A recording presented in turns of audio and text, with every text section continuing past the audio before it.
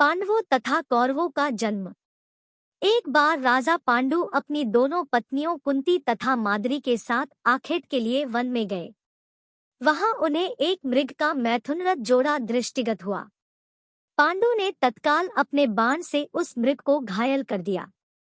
मरते हुए मृग ने पांडु को शाप दिया, राजन, तुम्हारे समान क्रूर पुरुष इस संसार में कोई भी नहीं होगा। तूने मुझे मैथुन के समय बाण मारा है, अतः जब कभी भी तू मैथुनरत होगा तेरी मृत्यु हो जाएगी।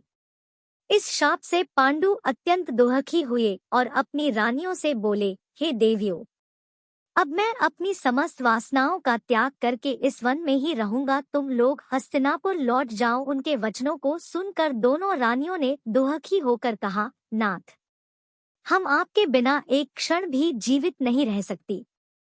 आप हमें भी वन में अपने साथ रखने की कृपा कीजिए। पांडु ने उनके अनुरोध को स्वीकार करके उन्हें वन में अपने साथ रहने की अनुमति दे दी। इसी दौरान राजा पांडु ने अमावस्या के दिन बड़े बड़े ऋषिमुनियों को ब्रह्मा जी के दर्शनों के लिए जाते हुए देखा।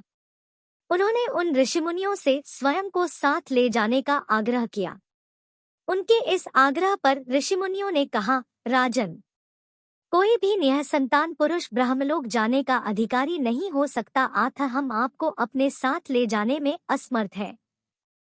ऋषिमुनियों की बात सुनकर पांडु अपनी पत्नी से बोले, हे कुंती, मेरा जन्म लेना ही वृथा हो रहा है, क्योंकि संतानहीन व्यक्ति पितृऋण, ऋषिऋण, देवऋण तथा मनुष्यऋण से मुक्ति नहीं पा सकता। क्या तुम पुत्र प्राप्ति के लिए मेरी सहायता कर सकती हो? कुंती बोली, हे आर्यपुत्र, दुर्वासा ऋषि ने मुझे ऐसा मंत्र प्रदान किया है जिससे मैं किसी भी देवता का आह्वान करके मनोवांछित वस्तु प्राप्त कर सकती हूँ। आप आज्ञा करें मैं किस देवता को बुलाऊं? इस पर पांडु ने धर्म को आमंत्रित करने का आदेश दिया।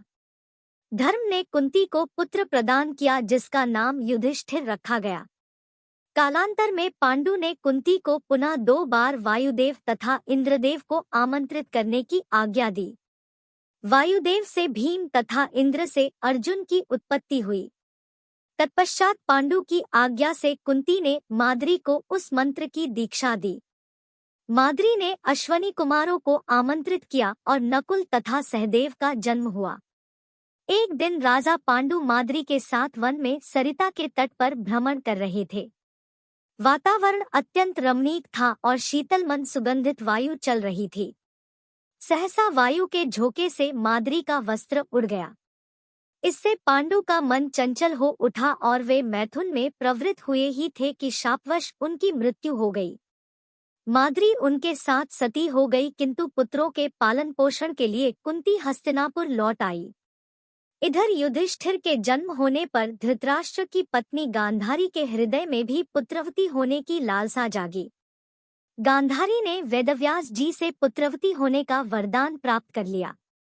गर्भ धारण के पश्चात 2 वर्ष व्यतीत हो जाने पर भी जब पुत्र का जन्म नहीं हुआ तो क्षोभवश गांधारी ने अपने पेट में मुक्का मारकर अपना गर्भ गिरा दिया। योगबल से वेदव्यास को इस घटना को तत्काल जान लिया।